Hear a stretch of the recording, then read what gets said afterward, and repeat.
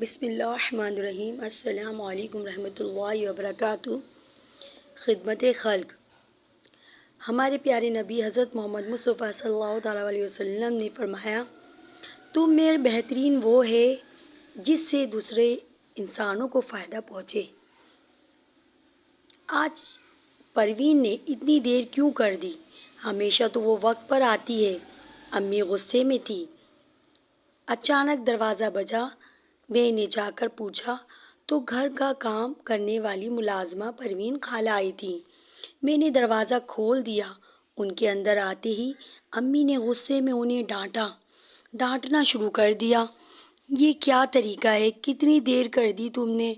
باجی معاف کیجیے، آج دیر ہو گئی، یہ کہہ کر اس نے برتن دھونے شروع کر دیے۔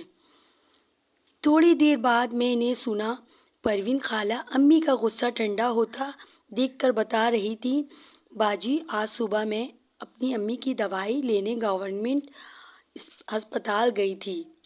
وہاں مجھ سے آگے ایک بوڑھی خاتون پلاسٹک کی تھیلی میں دوائیوں کی پرچی پر پرانا چھوٹا سا پرس ڈالے کھڑی تھی۔ ان کی باری آئی، انہوں نے دوا لی اور پیسوں کے لیے تھیلی کھول کر دیکھا تو وہ ایک طرف سے کٹی ہوئی تھی اور پرس بھی ایک جانب سے کاٹا گیا تھا۔ بوڑھی خاتون کی آنکھوں میں آنسو آ گئے۔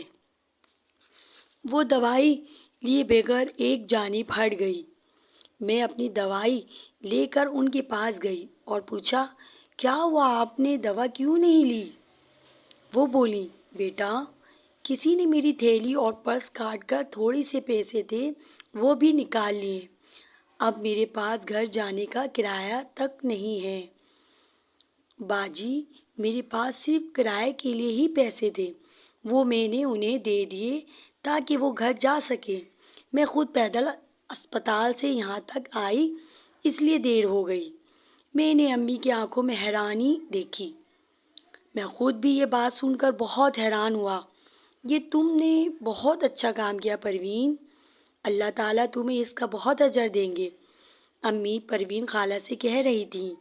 میں سوچ رہا تھا کہ میرا جیب خرچ تو اب پروین خالہ کے پورے مہینے کی کمائی سے بھی شاید زیادہ ہی ہوتا ہے۔ وہ جب کام ختم کر کے جانے لگی تو میں نے امی سے پوچھ کر اپنی جیب خرچ میں سے کچھ پیسے انہیں دینے کی کوشش کی، مگر انہوں نے لینے سے انکار کر دیا اور بولی، نہیں بیٹے، وہ پیسے تو میں نے اللہ تعالیٰ کی رضا کے لیے دیے تھے، میں تم سے لے لوں گی تو میرا اجر کم نہ ہو جائے۔ میں نے خاموشی سے وہ رقم واپس رکھ لی، یہ سوچ کر کہ میں اب بھی اللہ تعالیٰ کی رضا کے لیے دوسروں کی مدد کرنا